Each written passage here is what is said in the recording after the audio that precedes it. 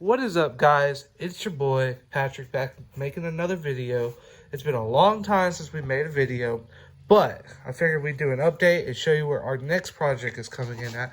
As of right here, we have this is a 1990s, not sure of the year. This is a Murray wide body. This is the chassis of it. We have it completely stripped down to like bare minimum. I have had the transmission out because I just got through locking it.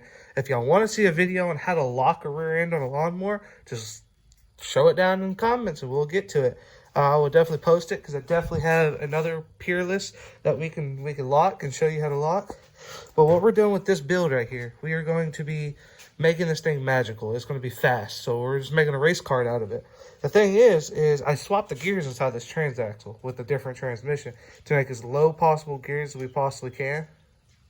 So guys, with that being said, we are going to go step by step on the rest of this build. I didn't bother showing you how to disassemble a mower because truthfully it should be pretty simple to unbolt everything. It's just a bunch of bolts, you know.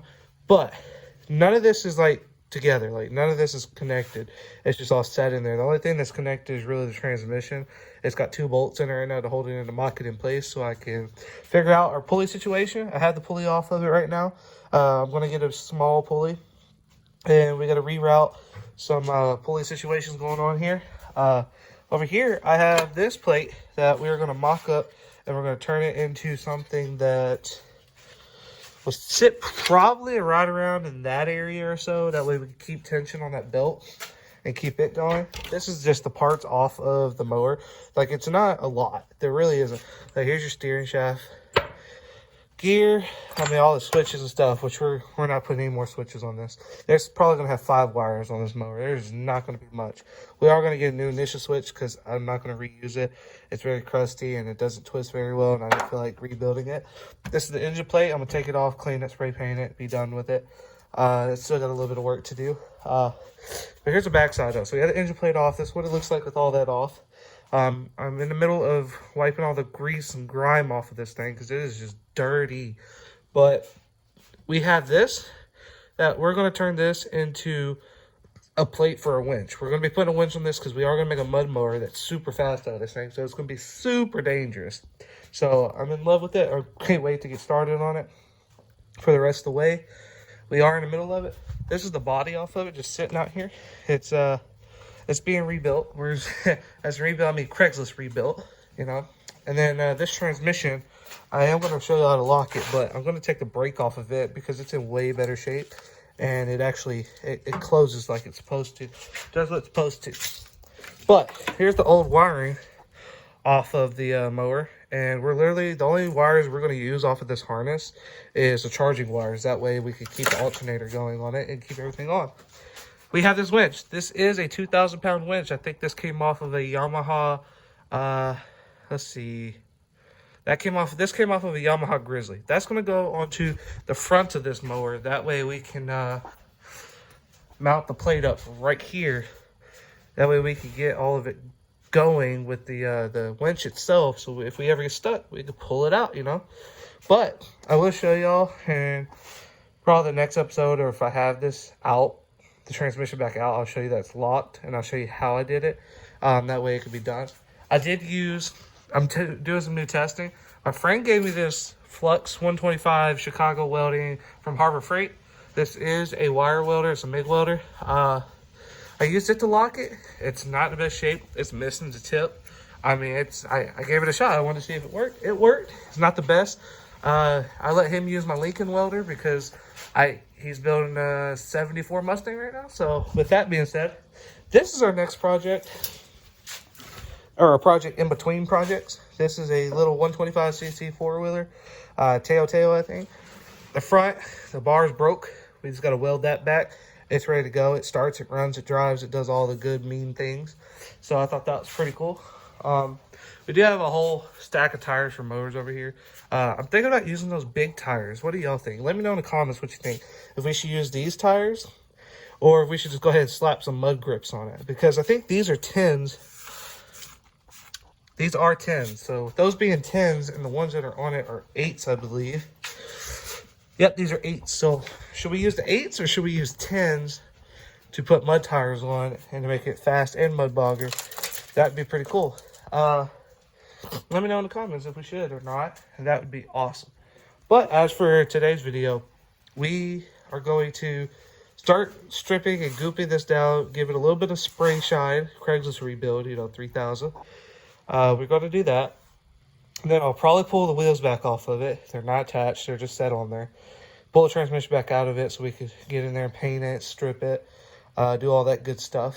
And then that will probably be it for today's video. Tomorrow's video, I plan on the next video, I plan on putting the small pulley on, routing the belt, doing all that. And then I'm going to show y'all into step-by-step, in-depth, how to build this 12.5 horsepower Briggs & Stratton. I love these motors. They're great. They've always done good.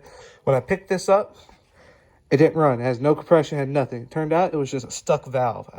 The intake valve was completely solid. It would not move for nothing.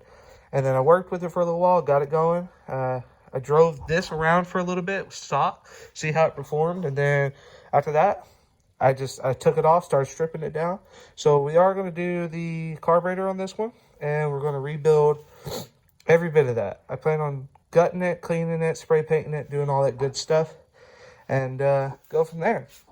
Now, what I am going to do for the front pulley, I plan on flipping this, right? Cut the bottom of it off.